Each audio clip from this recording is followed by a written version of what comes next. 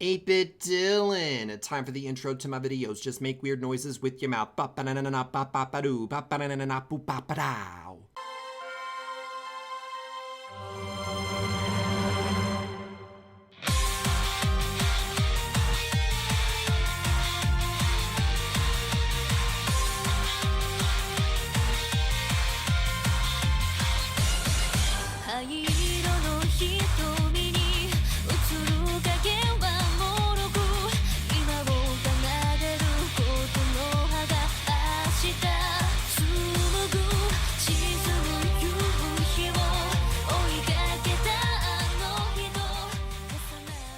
Monokuma had summoned everyone to the class trial room to begin their third trial, but Masashi saw this as a key opportunity to investigate something while the robotic bear's attention was elsewhere. Inside of the trophy room, Masashi quickly peered over the plaques on each of the trophies, noticing a suspicious trend. These are all from the same year, except for one, questioned Masashi to himself before noticing one trophy in particular. With a light push of his hand, the trophy clicked in place and the entire wall slid past, revealing a secret exit out of Hope's Peak Academy. Masashi cheered to himself. His suspicions about the school's layout were correct, and that an exit most likely would have been here when the school was originally built. Only a thin brick wall is what separated him from the outside world. Monokuma must have built the fake wall to block it off from the students he had trapped inside. Not wanting to raise any more suspicions though, Masashi clicked the wall back in place and quickly made his way to the class trial room, eager to tell the others once the trial was over with. Welcome everyone to the third class trial! Welcomed Monokuma with an ugly smirk across his face. The room was eerily quiet, besides Yurisa's silent sobbing from the sidelines. Today you all will have to determine which one of you is the blackened and killed poor Tetsu. You are insane, Monokuma. We all know that it was you who killed him. No one would have fallen for your stupid motive, and no one killed our friend besides you. Oh, please. You should know by now that I do not trifle with the rules set forth. One of you killed Tetsu, and it's up to you to prove who did it. He's right, Sata. It is useless arguing with him. We just have to assume that one of us caved into Monokuma's sick demands and killed someone. Well, if that's the case, where do we begin on this investigation? Let's start off with the fact of how he died.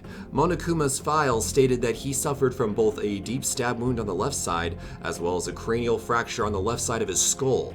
Which of these killed him? Asked Masashi in a tone as if he already knew the answer, but was testing the rest of the students. I'm not sure. You seem to know the answer, Masashi. Care to share with the rest of the class? Asked Tokyo sarcastically. No need to answer, Masashi. I know the answer to this one, replied Sata. Based off the fact we found blood inside of the wood carving room, and the knife was from there, it is safe to assume he was stabbed first, then hit over the head, since the body was found inside of the lab, and Tetsu was too big of a guy to drag around. Yurisa, what do you think? Yurisa stayed silent, not even looking up the rest of the students as they discussed the murder. Tokyo continued. That makes sense, I guess, Sata. So you're saying that maybe he was stabbed in the wood carving room, then was chased, or he chased someone into the lab and then was hit over the head? If that's the case, then wouldn't have Sata have heard all that commotion if he was being chased or was chasing someone on the third floor? You said yourself, Sata, that you spent most of your day in the rec room and didn't hear a thing. Sata took a deep breath, then replied. That's correct. I didn't hear a thing. Though in my defense, the rec room is pretty far from the lab and the art room, so if I was going to hear anything, it would have to be pretty loud in the first place. The walls in the school aren't paper thin, but they definitely aren't soundproof. Yurisa jumped to her feet, her eyes puffy from crying during the beginning of the class trial. I did it, she mumbled through her snotty cries. Excuse me? Did you just say that you did it? Questioned Tokyo, taken aback by Yurisa's claim. Yes, I did it. I murdered Tetsu, blurted out Yurisa, trying her best not to burst out into tears as the words left her lips. I don't know what to say. How did you do it?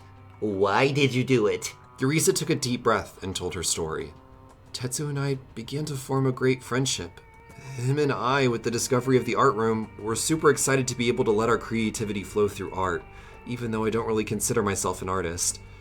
We were making wood sculptures in the wood carving room, and when I finished mine, I threw my hands out in joy, not realizing I was still holding my carving knife.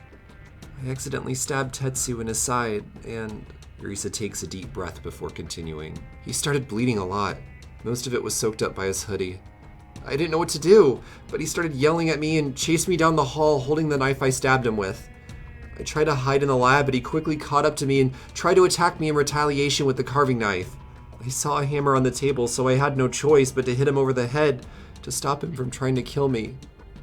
After seeing what I'd done, I knew I was going to be in trouble, so I tried to clean up my tracks and even stomached it enough to light him on fire to try and burn the evidence. I'm so sorry, Tetsu. And I'm so sorry to the rest of you for what I did. I deserve whatever Monokuma has in store for me. Everyone reeled back in shock at what they just heard. Hokusai was the first to gather himself together to reply to Yurisa. I can't believe you did something like that. How could you? Couldn't you have just talked it out with him? Before Yurisa could answer, though, Masashi surprisingly looked quite happy and energetically threw in his remarks. You didn't kill Tetsu, Yurisa. Everyone turned to see what Masashi was talking about. Are you crazy? She just admitted to doing it. If she didn't kill Tetsu, why would she admit to a crime she didn't commit? Asked Tokyo aggressively. Let's just say I already know exactly how this crime happened and who the Blackened is. Threw out Masashi to the further shock of the rest of the student body. What do you mean you already know who did it? Go on, tell us then, shouted Sata. Masashi shook his head in rejection. What's the point of me solving the crime for you if we are to survive in the school together? I want to see if the rest of you can do what I've managed to do during the investigation. Tokyo rolled her eyes in annoyance. That's so narcissistic, dude. Whatever. Okay, so then I guess Yurisa isn't the killer? Yurisa continued to be silent, just staring at the ground. Wait a minute. Masashi's right. Now that I think about it, Yurisa couldn't possibly be the killer. I remember seeing her run past me on my way to the restroom in a frantic frenzy, and that doesn't line up with the story she told. Plus, when you think about it, the only real way for her to start the fire would be to use the lighter inside of the shed in the green room. Yurisa had some pretty bad allergies, and when we talked to her, she seemed to be fine, albeit crying a lot from grief. Then it has to be one of the four of us. I'm not sure what game Masashi's trying to play, but I'm getting a little suspicious of him, said Tokyo, giving Masashi an evil glare. Masashi chuckled to himself under his breath. Funny words coming from a murderer, was all he had to say to light a fire under Sata and Hokusai during the investigation. Interesting. So Masashi thinks it is Tokyo, and Tokyo thinks it is Masashi. That makes sense since both of their alibis contradict each other now that I recall what they said. If Masashi really was cleaning the bathhouse, then he would have seen Tokyo. Likewise, if Tokyo was in the sauna, she would have ran into Masashi. Then something clicked in Hokusai's head as if a crucial piece of a puzzle had been added to the final product. Where did your pink cat go, Tokyo? Oh, that thing? I took it off after I went into the sauna. It's actually still in my room. I must have forgotten to put it back on when I went back up to the lab. That's a bit strange. You seem to love that hat a lot over the last day and a half. Why would you just forget it? Asked Sata. Are you guys really going to blame the murder on me simply because I decided to take off my pink hat? That's ridiculous, exclaimed Tokyo. No, what's ridiculous is you thinking we wouldn't catch on to you, remarked Masashi. Since you guys seem to be taking forever and have now started thinking I was the one who did this, it is time I tell you exactly how Tokyo murdered Tetsu. Yurisa's story was correct that she accidentally stabbed Tetsu in the side.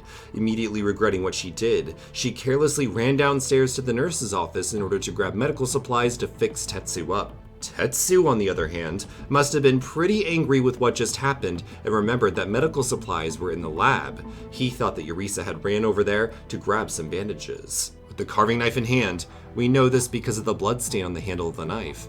He walked into the lab fully expecting to kill Yurisa, who he believed purposely tried to kill him. Tokyo was inside the lab wearing the pink hat, and when Tetsu entered, he believed Tokyo to be Yurisa. Without really thinking, he must have ran at her because of the sawdust that appeared at the entrance of the lab shaking off of his clothes, and swung at her, yelling out Yurisa's name. Quickly in self-defense, Tokyo turned around and swung the hammer that had been in her hand, hitting Tetsu across the head, killing him instantly. While all of this was going down, Yurisa returned to the wood carving room and discovered that Tetsu was nowhere to be found. Fearing that that she would be caught having injured him, she cleaned up the wood carving room quickly and returned the medical supplies to the cabinet before hiding in her room. Tokyo knew that killing Tetsu would mean she would have to start thinking like a murderer, so she promptly cleaned up the lab as best as she could and cleaned off the murder weapon, the hammer, from the lab. She grabbed a can of turpentine from the wood carving room and waited patiently for the right time to set the corpse ablaze, to be timed with the story she would come up with to use as an alibi.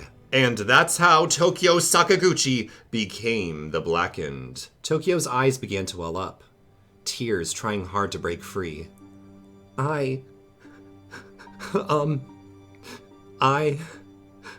was all Tokyo could say as she thought about everything Masashi had said. Yurisa sprang up and exclaimed, "Is it true? You really did kill Tetsu?" Tokyo began to stream tears down her face as she spoke. You have to know that it was an accident. I was only defending myself from Tetsu as he lunged at me in the lab. I never wanted to kill anyone, you have to believe me." Hokusai took a deep sigh. If that's the case, then why didn't you just confess right after it happened? I was scared. Masashi didn't get it all right. I didn't immediately start covering my tracks. I sat in that lab for what seemed like an eternity, struggling in my head what I should do. In the end, I didn't want to die, and I knew Monokuma would consider this a murder regardless if it was in self-defense. So you burnt Tetsu's body? How could you? Even if it was an accident, by covering up your tracks, you are no different than any other murderer. You lied to your friends, damning us all to die if you had gotten away with it. I could never forgive you. Tokyo couldn't say anything, and Monokuma broke the silence in the room. Well, you know what time it is. It's time for you all to vote for who you think the Blackened is.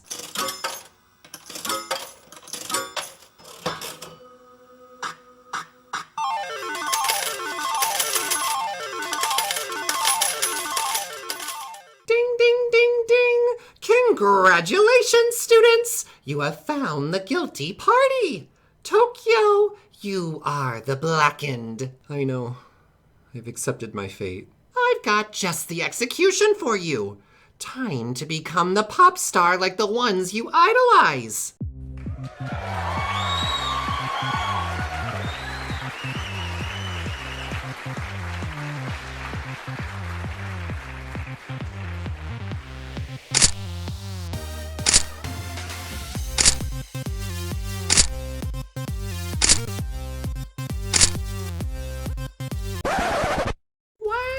Talk about one-on-one teaching.